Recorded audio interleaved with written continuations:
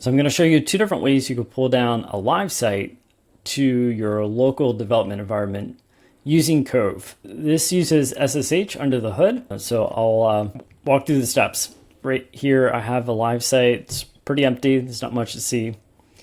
And what we can do is we can run Cove pull. And Cove pull will walk you through the steps of getting it migrated over to a local copy. First thing it's going to ask for is SSH connection information. You can type that out in this format: user, IP address, the port number. If you're using Kinsta, you can just copy the SSH terminal command right in there. Next question it's going to ask is where WordPress lives. With Kinsta, that's the public folder, so we're not going to make any changes. And it's going to verify it can see the site. In this case, it can. Next step is choose a destination. I'm just going to create a new site, a new local site. We'll go with the defaults. So right now it's preparing a new empty site, and now it's going to do the migration into this new empty site. Because this is happening over SSH, the backup gets made at the live site, and it gets sent down to our local environment. And then after it all finishes up, it does a cleanup process and removes the backup from the live site. So the time that this takes will vary depending on how large the site is. If it's a small site, it could be a few minutes. If it's a large site, it could take a while to make the backup and download it.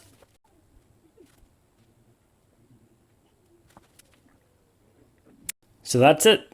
We now have a full copy of the site running locally.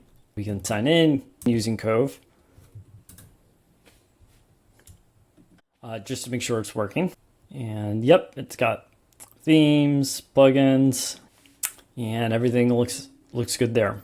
The other thing I want to show with the pull command is, let's say you have a really large site, hundreds of gigs, and you want to make a quick copy of that site. Well, how would you do that? With Cove, you can actually do what's called a proxy for the uploads folder. And I'm going to show you that. So I'm going to do an pull, but this time I'm going to add a flag called proxy uploads.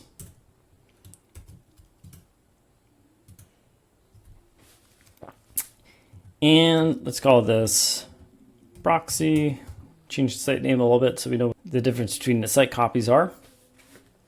So this is doing the same thing, but with a slight twist. Instead of backing up the entire site, it's backing up everything minus the uploads folder. Then what it's going to do is it's going to set up some proxy rules on the local web server to serve the uploads from both the local uploads folder, and then it would fall back to the live site.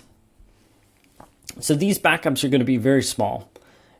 Again, it's just the entire site, but without the upload directory.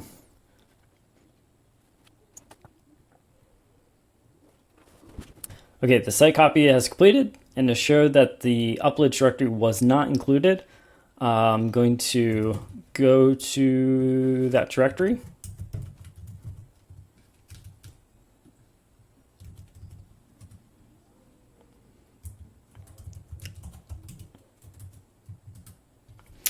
And you can see here, there are some themes or some plugins, but the uploads is empty.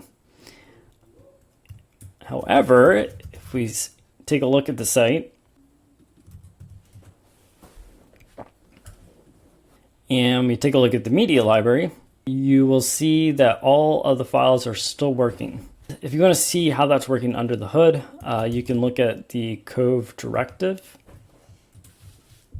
So these are custom caddy configuration files.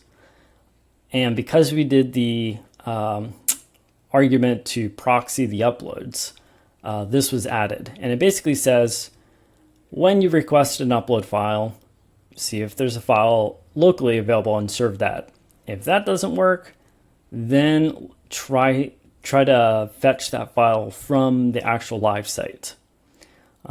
So this is a great way to create a quick copy of a large site locally, and then treat this as a disposable staging ground, if you will.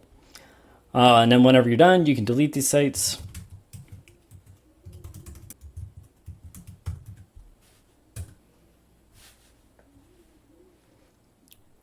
And the site copy is gone.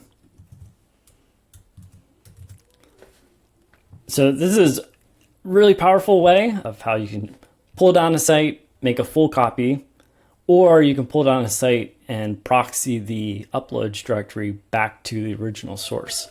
Until next time, later.